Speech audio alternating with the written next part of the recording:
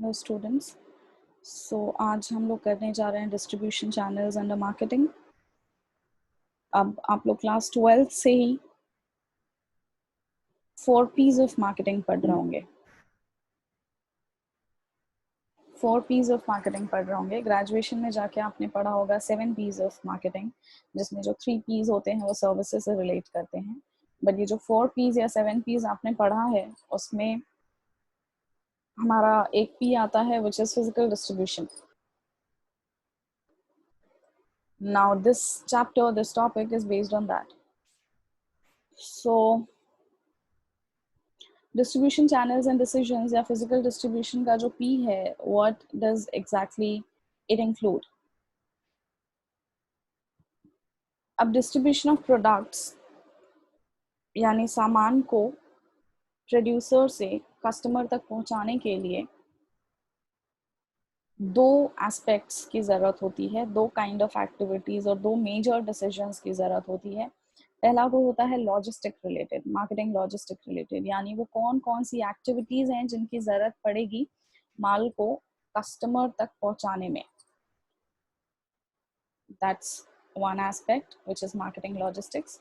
And the other is the channels of distribution. किस root के through, किस path के थ्रू, किन मिडिलमैन के थ्रू, किन इंटरमीडियरीज की मदद से हम प्रोड्यूसर से कस्टमर्स तक सामान पहुंचाएंगे.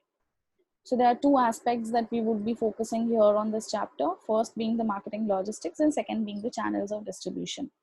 तो मार्केटिंग लॉजिस्टिक्स में जो जो एक्टिविटीज परफॉर्म करनी पड़ती हैं ताकि सामान को पहुंचाया जा सके मैन्युफैक्चरर से कस्टमर तक, पहले वो देखते हैं क्या क्या वो एक्टिविटीज होती हैं जिनका लॉजिस्टिक्स में जरूरत पड़ता है। सबसे पहले ऑर्डर प्रोसेसिंग। ऑर्डर प्रोसेसिंग क्या होता है? कस्टमर से ऑर्डर लेना, उसको सही तरीके से रिकॉर्ड करना, उसको आगे पहुंचाना जहाँ पे वो ऑर्डर आगे के स्टेजेस में पास ऑन होगा। वेयर हाउसिंग, वेयर हाउसिंग को ना यूजुअली हम समझते हैं कि स्टोरेज ऑफ द गुड्स, नहीं, it is not just that. Storage of goods के साथ साथ वेयर हाउसिंग में गुड्स का असॉर्टिंग भी होता है, गुड्स का कंपाइलेशन भी होता है, कई बार कस्टमाइज गुड्स बनाए जाते हैं वेयर हाउसेज में। सो warehouses has more functions to perform rather than just storing of the goods. Inventory control, inventory control, कितना इन्वेंट्री होना चाहिए किसी भी गुड्स का, कितना इन्वेंट्री होना चाहिए, यहाँ पर ये एक डिटर्मिनेशन का स्टेज होता है जहाँ पर डिसीजन लेना होता है। ट्रांसपोर्टेशन, सामान को किस मोड ऑफ ट्रांसपोर्ट के through, there are various modes of transport, roadways, railways, airways, waterways, so which mode of transport should be used for transporting the goods?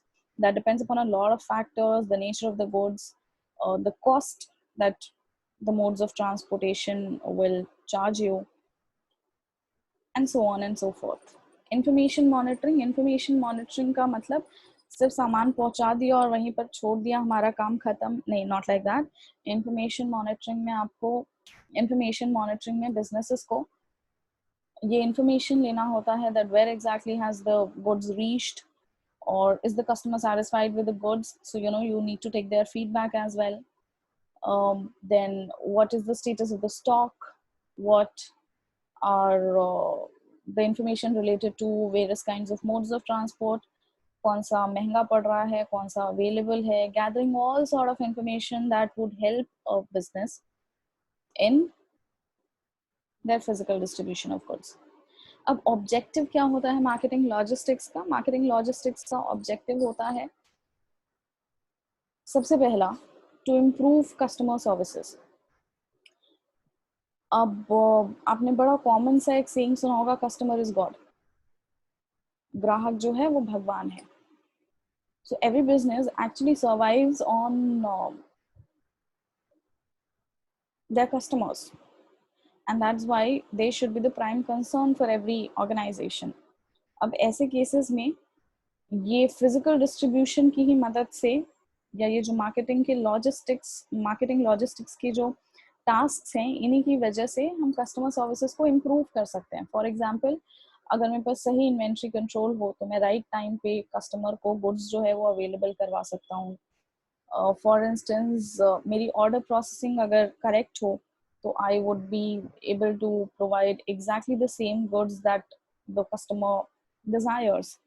Otherwise मान लीजिए मैंने ऑर्डर प्रोसेसिंग में गलत ऑर्डर लिख लिया, specifications सही नहीं deliver किए, in that case the customer would be disappointed and might not prefer to deal with my business or with my product in the future.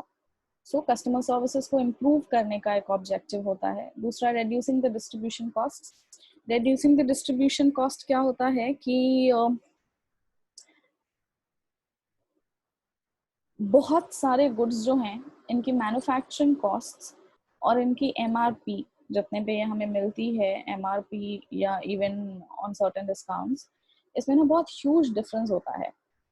और ये जो ह्यूज डिफरेंस होता है ना, ये पॉपुलरली आता है because of the mad costs. ये जनरली आता है because of the mad costs.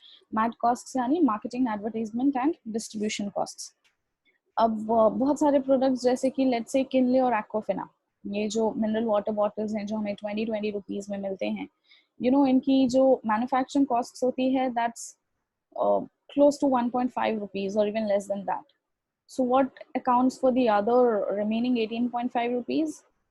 Is it the sole profit of the manufacturer? No, it's not just the profit. Profit manufacturer को rather उसमें से बहुत ही कम, let's say 8 to 10% मिलता होगा. The rest of the amount actually relates to the marketing, advertisement and distribution costs.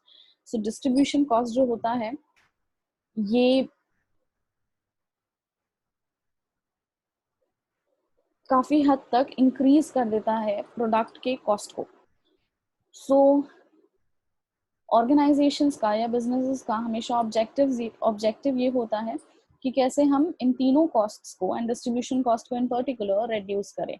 सो हम cheapest mode of transport use करते हैं, हम इन्वेंट्री कंट्रोल पे बहुत ध्यान देते हैं बिकॉज डिस्ट्रीब्यूशन कॉस्ट बढ़ेगा तो as a result price of the product बढ़ेगा. प्राइस ऑफ अ प्रोडक्ट बढ़ेगा तो एज अ रिजल्ट डिमांड जो है उसकी कम हो जाएगी because that might not be under the reach of a lot of customers.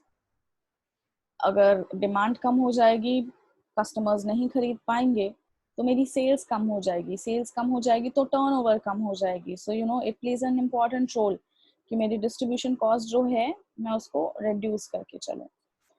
Next is generating additional sale. How does marketing logistics generate additional sales? अब कई बार क्या होता है कि अगर आपकी गुड्स जो हैं वो रेडीली अवेलेबल है इन द मार्केट, सो भले ही कस्टमर किसी और ब्रांड का लॉयल कस्टमर हो, वो गया किसी और प्रोडक्ट को लेने हो, but since that product is not available because of bad logistics and your product is readily available, the customers will switch to your product. So being readily available in the market increases your sale. So to generate additional sale is also one of the objectives of marketing logistics. Then creating time and place utilities. Product जो है वो बन रहा होता है कहीं और बिक रहा होता है कहीं कहीं और. अब जैसे आप मोस्टली अपने कॉस्मेटिक प्रोडक्ट्स के पीछे देखेंगे तो you would see that it was manufactured mostly at Uttarakhand और may be somewhere in the hills, Himalayas में. सो हिमाचल प्रदेश, उत्तराखंड, रुड़की, ऐसी हरिद्वार, ऐसी जगह पे यूजुअली उनका मैन्युफैक्चरिंग होता है. But where are those products used? Everywhere in India, everywhere else. So बनता कहीं और है और बिकता बहुत सारी जगह और है. So it is only with the help of marketing logistics, it is only with the help of warehousing, transportation, inventory control that those goods are made available to those customers which are distributed or which are scattered all over. So ये time और place utility create करता है. Time utility मतलब सही समय पर, सही जगह पर, सही कस्टमर्स के हाथ में, सही प्राइस पे उस प्रोडक्ट को अवेलेबल कराना. Stabilising of price. Stabilising of price कैसे होता है मार्केटिंग लॉजिस्टिक्स से? बहुत सारे गुड्स होते हैं जो कि सीजनली प्रोड्यूस्ड होते हैं, जो थ्रू आउट द ईयर जिनका कंसिस्टेंट प्रोडक्शन नहीं चल रहा होता है.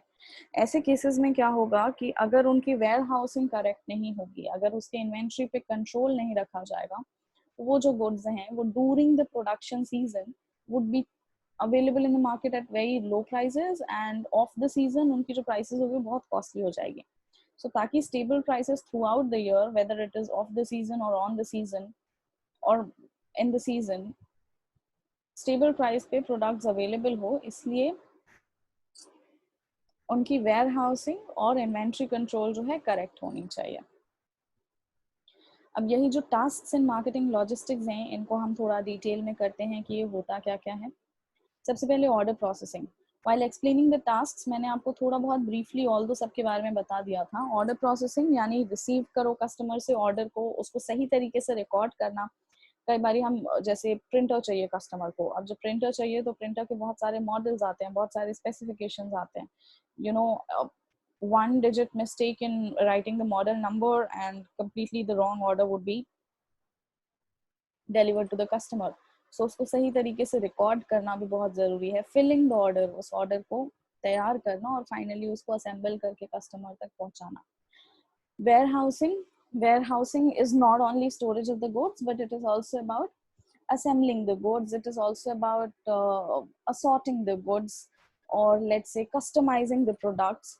So warehousing जो है उसमें बहुत सारी एक्टिविटीज होती हैं। warehousing के लिए क्या इंपॉर्टेंट डिसीजन एरियाज होते हैं जिसमें एक ऑर्गेनाइजेशन को डील करना पड़ता है। सबसे पहले तो उनको ये देखना चाहिए कि उनको कितने सारे वेयर हाउसेस की जरूरत पड़ेगी। वो जो वेयर हाउसेस है वो कहाँ कहाँ लोकेटेड होने चाहिए। यूजुअली वेयर हाउसेस जो है वो सेंट्रली लोकेटेड होते हैं, ताकि वहां से सारे जिन जिन जोग्राफिकल लोकेशंस में प्रोडक्ट को जाना है उन जगह पर वो जा सके। और पैटर्न ऑफ द ओनरशिप क्या होना चाहिए। पैटर्न ऑफ द ओनरशिप आपने पढ़ रखा होगा पहले कि वेयर हाउसेस जो होते हैं वो 3 टाइप के होते हैं, public warehouses, private warehouses and contract warehouses. So मैं किस टाइप का वेयर हाउसेस लूँ। Factors affecting the location of the warehouses, मैंने अभी आपको बताया कि सेंट्रली लोकेटेड होना चाहिए, जहाँ पर लेबर भी मिल जाए, जहाँ से मार्केट भी क्लोज हो। वेयर हाउस मेरा ऐसा होना चाहिए जो कि उस प्रोडक्ट टाइप के लिए सूटेबल हो, उस लोकेशन में वो प्रोडक्ट टाइप के लिए सूटेबल हो।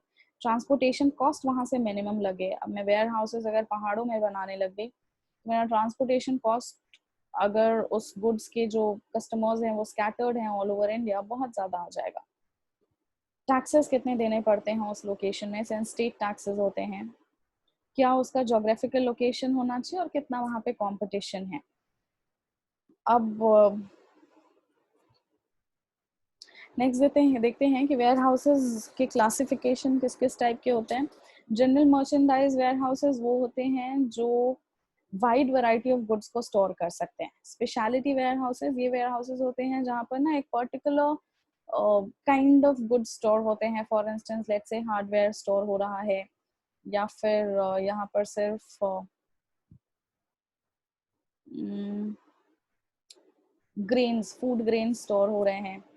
Refrigerated warehouses, cold storage के बारे में आप सबने सुन रखा होगा, जहाँ पर एग्रीकल्चर प्रोड्यूस फ्रूट्स या वेजिटेबल्स जो होते हैं उनको स्टोर किया जाता है। तो रेफ्रिजरेटेड वेयर हाउसेस होता है nothing but cold storage houses. Cold storage houses जहाँ का टेम्परेचर जो है वो रेगुलेट करके जो एग्रीकल्चर प्रोड्यूस होते हैं उनका लाइफ इंक्रीज करके अच्छे से स्टोर किया जाता है। बॉन्डेड वेयर हाउसेस ना वैसे वेयर हाउसेस होते हैं जिनका ना रिस्क इंश्योर्ड होता है, रिस्क इंश्योर्ड होता है, और ये यूजुअली इनको टैक्सेस पे करने पड़ते हैं, इसके लिए अलग से एक लाइसेंस लेना पड़ता है। यूजुअली बॉन्डेड वेयर हाउसेस ना लिकर के लिए होते हैं। Bulk storage warehouse, bulk storage warehouse में usually petroleum, liquefied petroleum gas और कुछ केमिकल्स, ऐसी चीजें स्टोर की जाती हैं। नेक्स्ट एक्टिविटी हम देखते हैं, नेक्स्ट टास्क देखते हैं, इन्वेंट्री कंट्रोल। अब इन्वेंट्री कंट्रोल जितना बनता है उतना रखते जाए ना, इन्वेंट्री कंट्रोल को पढ़ने की क्या जरूरत है, ऐसा है नहीं। इन्वेंट्री कंट्रोल जो है, कितना इन्वेंट्री, कितना प्रोडक्शन करके मुझे स्टोर करना चाहिए, कितना प्रोडक्शन करके मुझे उसका स्टॉक करना चाहिए, that's a major decision to be taken by the organisation. Because inventory जो है ना तो उसकी अंडर स्टॉकिंग होनी चाहिए, ना तो उसकी ओवर स्टॉकिंग होना चाहिए। ना बहुत ज़्यादा इन्वेंट्री रखें हम और ना ही बहुत कम इन्वेंट्री रखें हम। बहुत कम इसलिए नहीं रखना चाहिए क्योंकि फिर प्राइस स्टेबलाइजेशन नहीं हो पाएगा, one. Secondly will be losing on a lot of customers because मेरे इन्वेंट्री अवेलेबल नहीं है, और उनको प्रोड्यूस करने में, रॉ मटेरियल सप्लायर से लेने में, लेबर को बुला के प्रोडक्शन करके कस्टमर तक पहुंचाने में जो टाइम गैप होगा ना, इतने में कस्टमर मेरे प्रोडक्ट के लिए वेट नहीं करेगा, मेरे किसी कॉम्पिटिटर प्रोडक्ट पे स्विच कर जाएगा। इसलिए इन्वेंट्री की अंडर स्टॉकिंग तो कभी भी नहीं होनी चाहिए, because it results in losing your customers, which is a very very heavy cost for the organizations to bear. Overstocking, inventories की ओवरस्टॉकिंग भी नहीं होनी चाहिए. क्यों नहीं होनी चाहिए? बिकॉज स्टॉकिंग में बहुत सारा इन्वेंट्री जो है एक तो खराब हो जाता है, तो उसकी कॉस्ट जो होती है वो मेंटेनेंस कॉस्ट जो होती है, हैंडलिंग कॉस्ट जो होती है वो काफ़ी इंक्रीज कर जाती है. जो रिस्क होता है वो बहुत ज़्यादा होता है. और ओवरस्टॉकिंग का एक मेजर डीमेरिट ये है कि अगर मैंने बहुत सारा माल ना स्टॉक करके रखा हुआ है जो बिक नहीं रहा है बल्कि स्टोर्ड है मेरे पास, तो उसमें ना मेरा बहुत सारा पैसा फंसा हुआ है, राइट. अगर वो पैसा मैंने स्टॉक में नहीं फंसाया होता तो पैसा मैंने मार्केट में कहीं पे लगाया होता and I would have want some rate of return on it, interest on it. So इसलिए इन्वेंट्री में ना पैसा फंसा के रखे रहना is also a loss to the organisations, right. Because you आपने अपना बहुत सारा फाइनेंस जो है वो स्टक अप करवा रखा है इन्वेंट्री में, और वो फाइनेंस जो है had you utilised it somewhere else in the market तो आपको अच्छा खासा रिटर्न मिल सकता था उसके ऊपर. सो इसके लिए इन्वेंट्री कंट्रोल में ना एक बैलेंस, इन्वेंट्री का एक बैलेंस स्ट्राइक आउट करना जरूरी है कि कितना मिनिमम होना, कितना मेरा आइडियल इन्वेंट्री होना चाहिए. ये पता कैसे चलेगा? ये पता चलता है on the basis of past trends of the market, demand आप देखो कितना रहा है आपके प्रोडक्ट का, लीड टाइम कितना है, कितना सप्लायर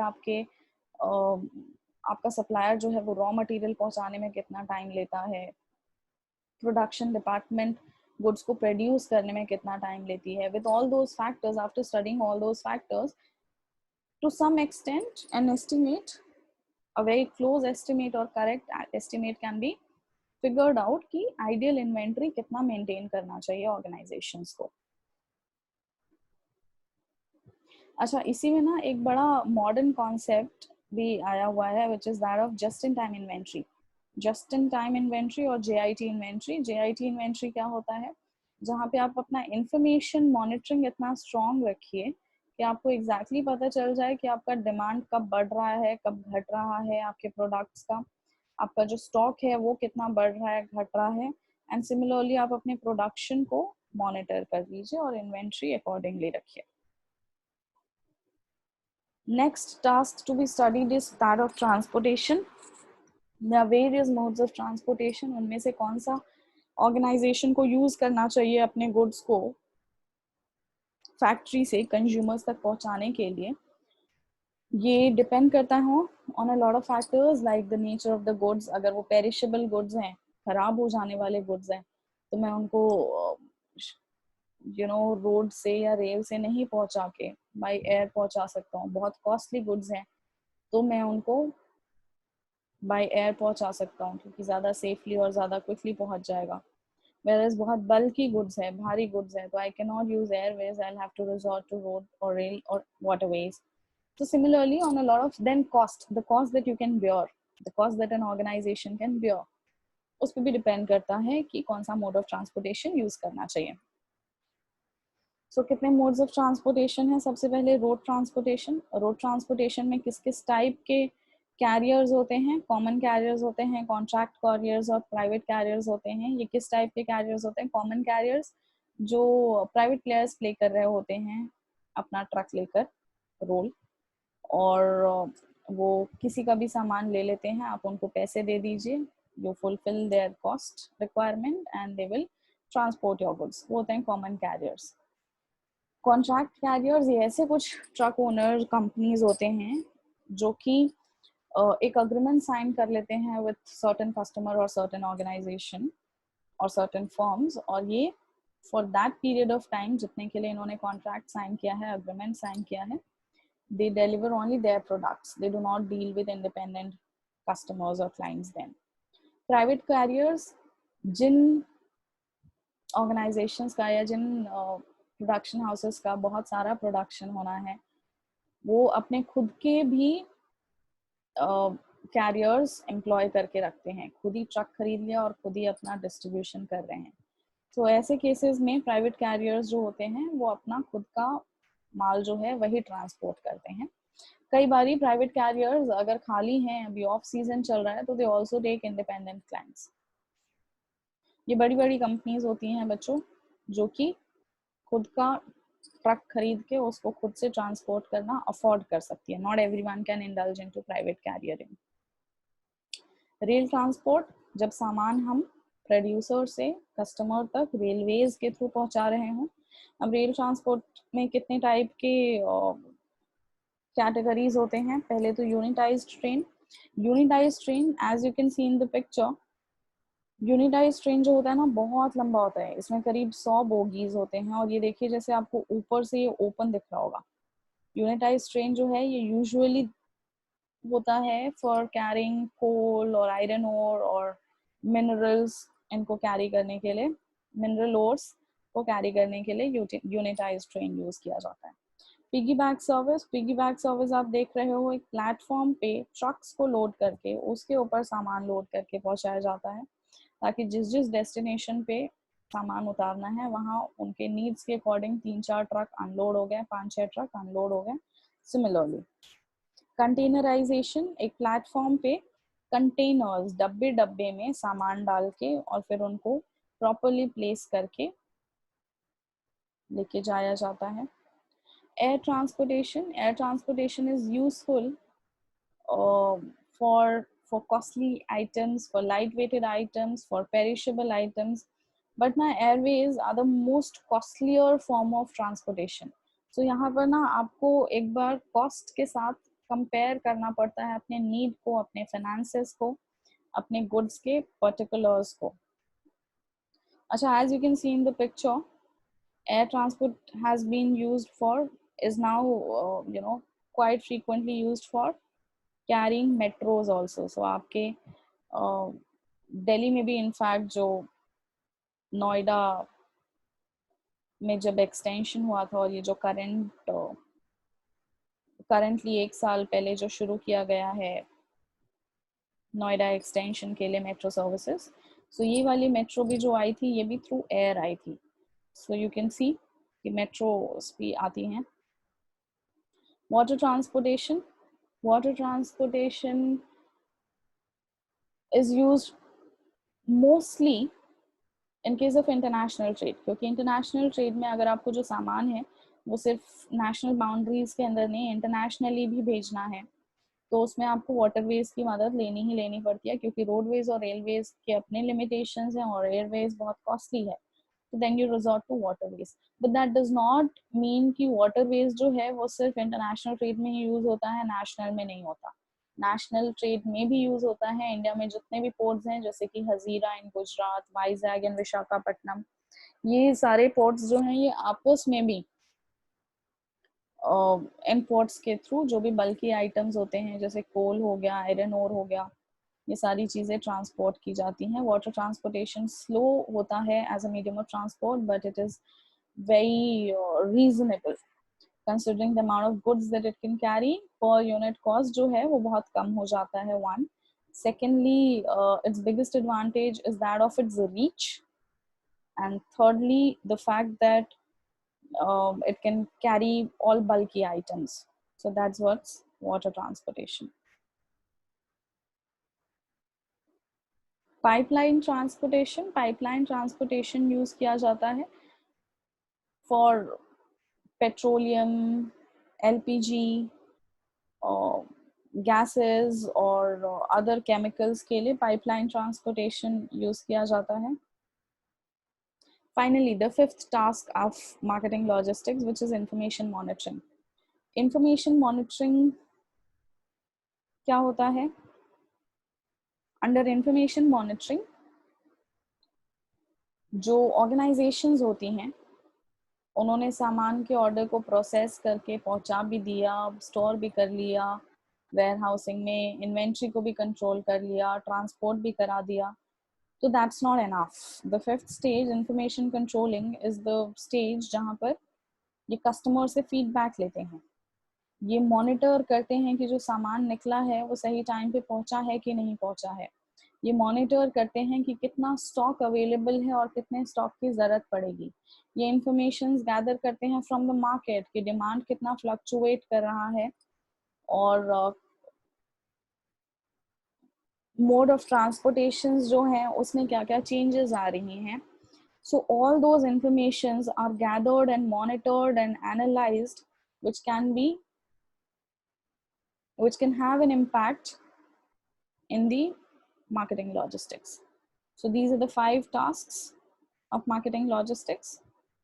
और इसके बाद हम करेंगे चैनल्स ऑफ डिस्ट्रीब्यूशन, जहाँ पर हम इंटरमीडियरीज और मिडलमैन को स्टडी करेंगे. सो चैनल्स ऑफ डिस्ट्रीब्यूशन में मैं आपको एक ओवरव्यू दे देती हूँ, but in detail will be carrying it out in the next class. Channel of distribution में हम पढ़ते क्या क्या हैं, कितने टाइप के इंटरमीडियरीज होते हैं. उससे पहले इनफैक्ट हम पढ़ेंगे level of channels of distribution कितने होते हैं. कई बारी प्रोड्यूसर्स जो हैं वो डायरेक्टली कस्टमर्स को बेच देते हैं, कई बारी they prefer to go through intermediaries. जब इंटरमीडियरीज में जाते हैं तो कितने इंटरमीडियरीज को इन्वॉल्व करते हैं. सो 1 लेवल, 2 लेवल, 3 लेवल चैनल पढ़ेंगे हम. उसके बाद हम टाइप्स ऑफ इंटरमीडियरीज करेंगे और मिडलमैन करेंगे, जिसमें हम फंक्शनल एंड मर्चेंट मिडलमैन करेंगे, उनके टाइप्स करेंगे. डिटेल में हम होलसेलर्स और रिटेलर्स को यहाँ पर स्टडी करेंगे as per your syllabus prescription. So this way we are going to end today's class, and we shall continue in the next class from channels of distribution, its meaning, levels, and types of intermediaries. Thank you.